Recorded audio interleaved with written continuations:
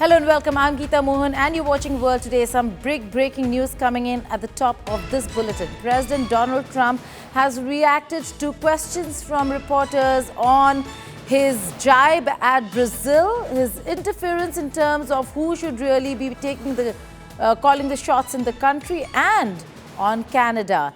Listen into what he has to say about Bolsonaro, again saying he's an honest man and he can tell an honest man from a crooked man. A straight attack on the current president, Luiz Inácio Lula da Silva.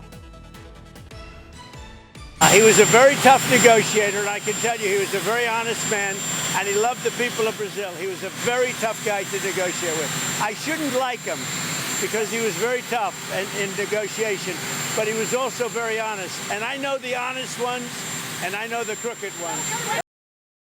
He was a very tough negotiator, and I can tell you he was a very honest man, and he loved the people of Brazil. He was a very tough guy to negotiate with. I shouldn't like him because he was very tough in negotiation, but he was also very honest. And I know the honest ones, and I know the crooked. It's Canada now, a day after US President Donald Trump threatened to impose 50% tariff on Brazil and demanded that the witch hunt against former President Jair Bolsonaro be immediately stopped. Trump, on his Truth Social account, posted that 35% tariff will be levied on Canada starting the 1st of August.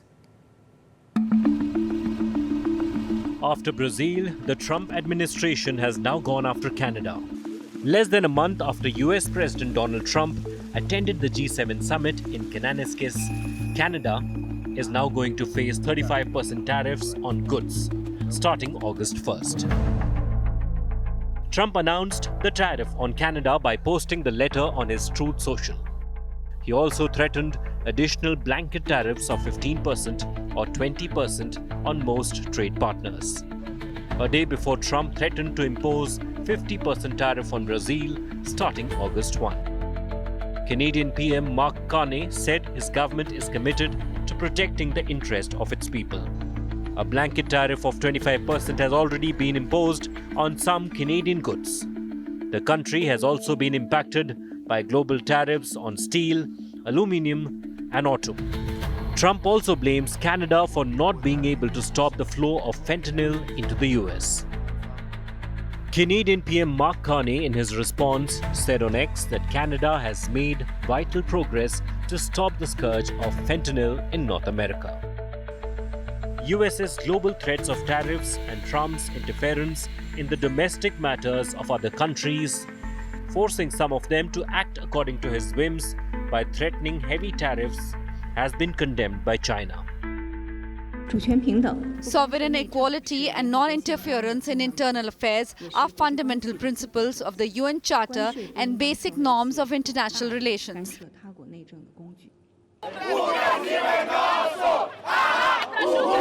Brazilians protested in Sao Paulo against Trump threatening to levy 50% tariffs. O presidente se pronunciou ontem, né? O Brasil é soberano. Brazil does business with other countries, so just as we depend on them, they also depend on us, and perhaps even a little more. But it's time for them to understand that Brazil, Latin America, is not their backyard. We cannot be taxed and think that's okay. As Trump widens his tariff war on other countries, the recent being Canada, Europeans are bracing themselves against what comes next. With Mahashweta Lala, Bureau Report, India Today. A bipartisan bill to protect Taiwan's undersea communication cables from China has been introduced in the US Senate. The act urges for the deployment of real-time monitoring systems and improved maritime surveillance against any sabotage. A bipartisan bill to protect Taiwan's undersea communication cables from Chinese grey zone tactics was introduced in the US Senate. The Taiwan Undersea Cable Resilience Initiative Act was introduced by US Senators John Curtis and Jackie Rawson, both members of the Senate Foreign Relations Committee. The act urges the Department of State, along with the Departments of Defense and Homeland Security and the Coast Guard, to deploy real-time monitoring systems, improved maritime surveillance, and enhanced international cooperation to defend against sabotage. Grey zone refers to unconventional tactics used to gain a strategic advantage without provoking open conflict. According to the Taiwan International Solidarity Act, UN Resolution 2758 does not prevent the US from using its vote, voice, and influence to oppose efforts to undermine Taiwan's position on the world stage. The solidarity legislation also encourages US to work with allies and partners to oppose China's efforts to undermine Taiwan's diplomatic relationships and partnerships globally. Since February 2023, at least 11 undersea cable disruptions have been reported around Taiwan, most of them linked to vessels suspected of deliberate interference. A version of the bill introduced by US representatives passed the US House of Representatives in May. The two bills introduced must pass the Senate and the House before the US President can sign or veto them. With Mahashweta Lala, Bureau Report, India Today. How big is the threat from China? To discuss this and more, I'm being joined by Ian Rolby, maritime expert and President Auxilium Worldwide. He joins me from Washington, D.C. And thank you so much for joining us. Now, this is a very important bill that's being introduced in the U.S. Senate to protect Taiwan's undersea communication cables from Chinese gray zone tactics. What does this mean? What's the threat? And how important are these undersea communication cables? Well, this bill signals a desire to support Taiwan in protecting itself against one of the greatest threats to its continuity. Submarine cables provide 99% of the telephonic and internet communication that we rely on today. And cutting that off means cutting us off from the entire world. So many systems would go down, from cash and ATM points to all the systems that we rely on for defense and security, all the way just to basic communication. So the need for those cables to be intact is absolutely critical, and this bill affords an opportunity for the U.S. government to provide additional support and be creative in how it helps protect Taiwan's resilience against any kind of interaction with those cables that China might try to interfere and cause disruption. Okay, Ian, what really prompted U.S. lawmakers to take this step now? Why a bill focused specifically on protecting Taiwanese cables? Well, I think this is symbolic of a broader review of just how fragile and vulnerable our infrastructure is relating to submarine cables. We are reliant on cables that are literally the size of a garden hose for so much, and this signals that we need to do something in order to make sure that China, which has in multiple cases in the past disrupted Taiwan's cables, aren't as easily able to do so in the future. And so this is perhaps a microcosm of a bigger problem, where we see cable cutting in the Red Sea, in the Baltic Sea, and elsewhere, and we're trying to come to terms with how best to approach it, because right now we have a limited number of tools for protecting them, and we have a limited number of tools legally for what we can do outside of our own territorial waters. So China's advancement of technology specifically designed to cut cables and cause this kind of catastrophic disruption is what I think has prompted the bipartisan action on this front. Okay. The bill also, mentions gray zone tactics. Can you explain to our viewers, Ian, what that really means? How does China use such tactics to target undersea infrastructure?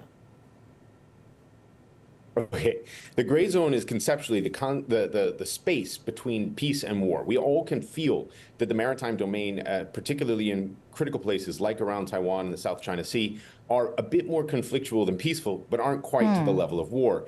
So these tactics are used in order to create doubt and uncertainty and cause a disruption to our normal thinking process. Now, what China has done very successfully is attack critical infrastructure in subtle ways. Now, submarine cable infrastructure is a particularly vulnerable piece of material. It is so easily disrupted that even sharks in the past have been able to bite cables and cause disruption. And so this is kind of low-hanging fruit for attempting to cause uncertainty and instability. If China is looking in some ways to advance through a sort of non-aggressive or directly aggressive hostile means, this is a very good way to do so because it cuts people off, it slows down internet, and it diminishes the ability to engage in transactions. $10 trillion of economic activity go through those cables every single day.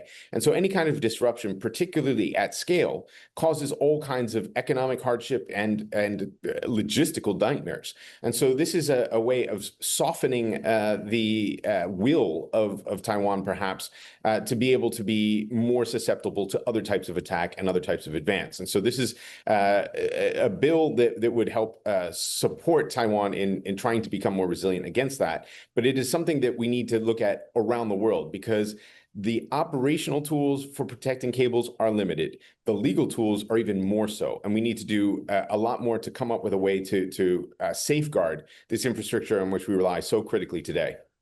Ian Rolby, thank you so much for joining us and explaining to us what this really means. Former Bangladesh Prime Minister Sheikh Hasina was indicted by Bangladesh International Crimes Tribunal. The tribunal accepted charges of crimes against humanity filed against the ousted Prime Minister. A three-member panel indicted Hasina, former Home Minister Asaduzzaman Khan and former Police Chief Chaudhry Abdullah Al Mamun on 5 charges. Hasina and Khan are being tried in absentia. The Awami League has condemned the trial and called the tribunal a kangaroo court. The trial started on the 5th of June. Bangladesh's interim government, headed by Mohammad Yunus, had sent a formal request to India for Hasina's extradition. The charges against Hasina include mass killings, murder and torture. Chaudhry Abdullah Al Mamun, who is in custody, has requested to become an approver, which has been accepted by the bench. Now, the Houthis released footage of what they claim is the sinking of the Greek-operated Liberia-flagged vessel called Eternity Sea in the Red Sea. The damaged ship is shown partially submerged before sinking, leaving behind a whirlpool and oil slick. The ship Eternity Sea has been verified. Details matched, such as onboard cranes, hull paint, bridge structure. Though the location is not verified, the vessel's last reported location through its automatic identification system was in the Red Sea. Eternity Sea is the second ship that the Houthis have attacked this week. Houthis had attacked more than 100 ships from November 2023 to December 2024. This, they said, was their solidarity with the Palestinians. It is not permissible for any company to transport goods for the Israeli enemy through the declared area of operations. Our position in this regard is firm. What happened is a clear lesson to all maritime transport companies operating to serve the Israeli enemy, that they will be dealt with all this level of firmness. Our Yemeni position is firm and decisive, and our decision to prevent navigation for the Israeli enemy in the Red Sea, Gulf of Aden and Arabian Sea is permanent as long as Israeli enemy continues the aggression and siege of Gaza.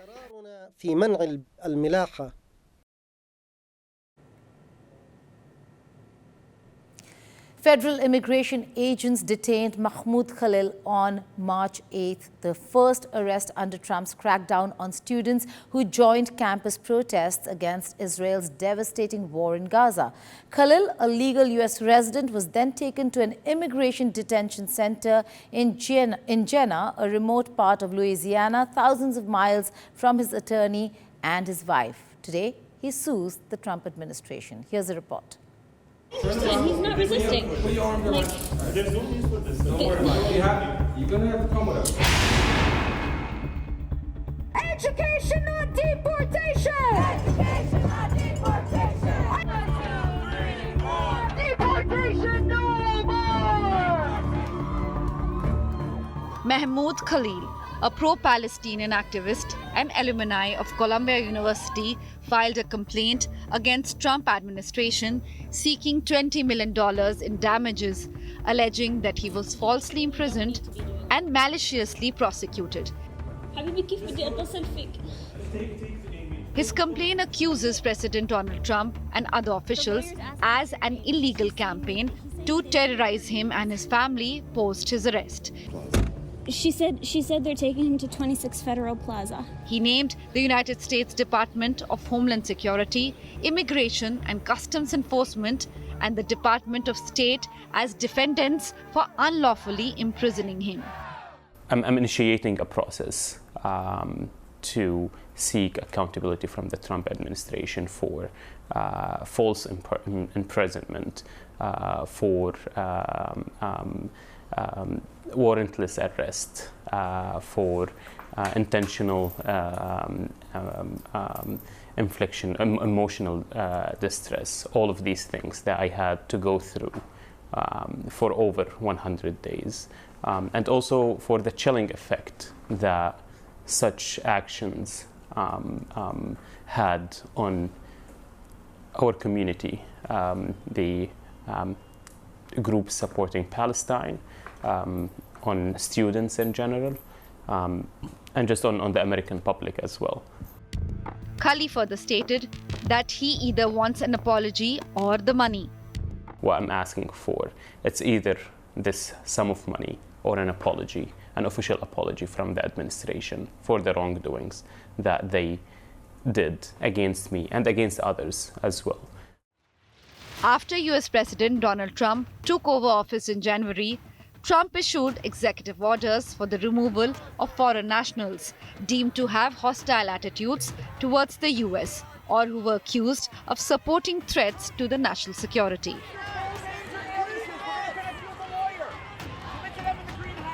One of the order instructed federal authorities to take action and remove such aliens from the US. Khalil was the first major arrest in Trump's crackdown on the student protests. He was arrested on March 8th and was later released after serving 104 days in custody on June 20th after a federal judge found that government's attempt to deport Khalil on foreign policy grounds were unlikely unconstitutional. Khalil is a legal US resident and a face for the Palestinian solidarity movement in the US. After the start of Israel's war on Gaza in October 2023. While Khalil pledged to continue his efforts to fight against Israel's war in Gaza, the question is how will the Trump administration react to his claims? Free Palestine! Free Palestine! With Neha Kumari, Bureau Report, India Today. China will sign up to a Southeast Asian treaty banning nuclear weapons in the region as soon as all documentation is ready. Malaysian Foreign Minister Mohammed Hassan, while speaking to reporters on the sidelines of the ASEAN Foreign Ministers meeting, said China made a commitment to ensure that they will sign the treaty without reservation. Beijing's move to agree on the treaty was welcomed as top diplomats met in Kuala Lumpur on Thursday for the Association of Southeast Asian Nations Foreign Ministers meeting. ASEAN's objective is for the world's 5 major nuclear powers, China, the United States of America, Russia, France and the United Kingdom, to sign the treaty and commit to non-use or movement of nuclear weapons in the region, including nations' exclusive economic zones and continental shelves. Meanwhile, the Chinese Foreign Ministry said that it is in communication with ASEAN countries regarding the signing of the treaty.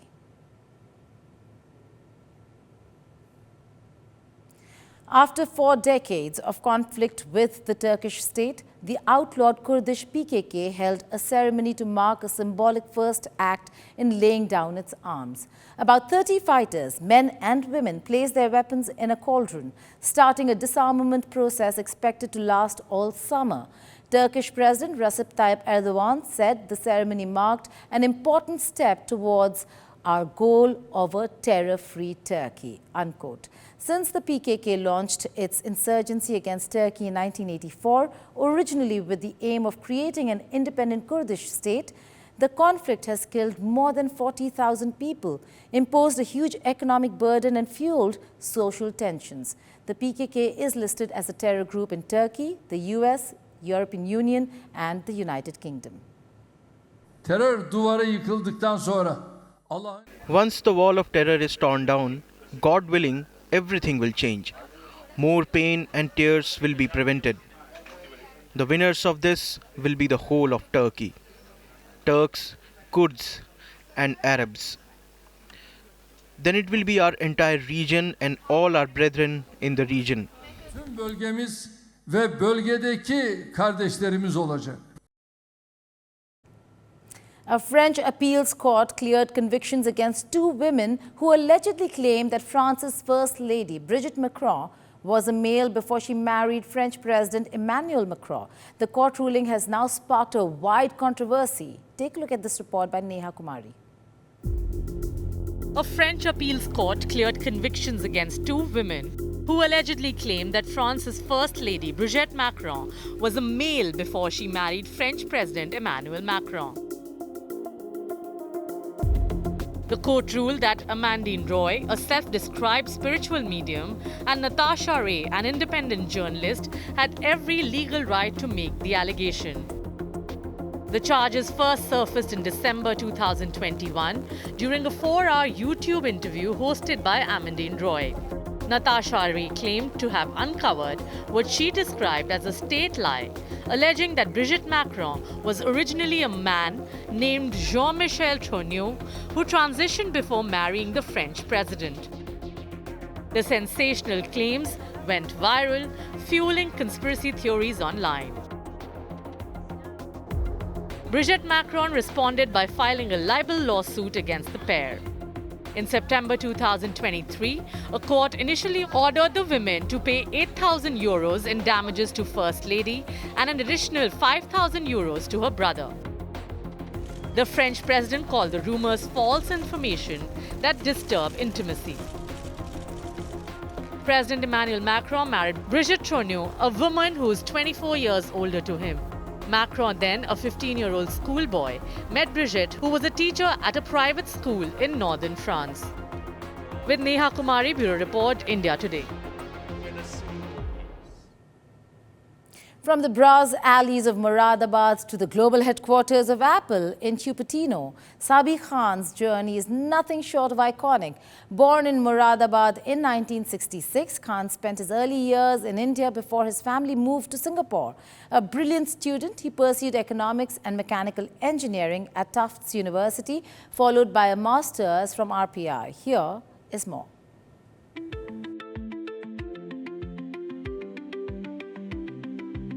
From the brass alleys of Moradabad to the global headquarters of Apple in Cupertino, Sabi Khan's journey is nothing short of iconic. Born in Moradabad in 1966, Khan spent his early years in India before his family moved to Singapore. A brilliant student, he pursued economics and mechanical engineering at Tufts University, followed by a master's from RPI. Khan joined Apple in 1995 and spent 3 decades building the backbone of Apple's global operations, from procurement to sustainability. He was instrumental in reducing Apple's carbon footprint by over 60% and played a key role in reshoring manufacturing to the US and India. On the 9th of July 2025, Sabi Khan was officially named Apple's Chief Operating Officer, succeeding Jeff Williams in a planned transition. Apple CEO Tim Cook hailed Khan as a brilliant strategist who has been one of the central architects of Apple's supply chain, adding that Khan leads with his heart and values. Social media lit up with pride, especially about the techie's incredible journey from Moradabad to Cupertino.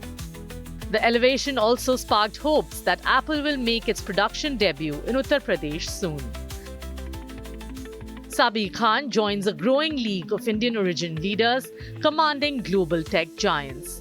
Sundar Pichai, the CEO of Alphabet, Satya Nadella, Chairman and CEO of Microsoft, Shantanu Narayan, CEO of Adobe, Arvind Krishna, CEO of IBM, Neil Mohan, CEO of YouTube, Nikesh Arora, CEO of Palo Alto Networks, Thomas Kurian, CEO of Google Cloud, Sanjay Mehrotra, CEO of Micron Technology, George Kurian, CEO of NetApp, Jayashree Ulal, CEO of Arista Networks, Vimal Kapoor, CEO of Honeywell, Anirudh Devgan, CEO of Cadence Design Systems, and Revati Adaivithi, CEO of Flex. Together, they represent a powerful diaspora, controlling companies with a market value of nearly $6 trillion, 50% more than India's GDP. And even as US President Donald Trump forces Apple to quit India, the company is deepening its Desi footprint, and Sabi Khan's ascent is both a personal milestone and a strategic signal. Bureau Report, Business Today TV.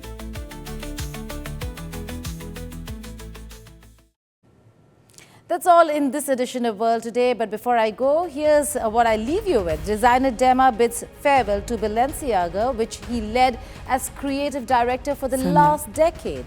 Kim Kardashian, Naomi Campbell and Isabel Huppert walked the runway along with other models who had collaborated with Demna in the past. Kardashian's look was Demna's ode to Elizabeth Taylor. She wore a mink coat made of embroidered feathers over a silk slip and Taylor's diamond pendant earrings, which now belong to a private collection. Goodbye and take care.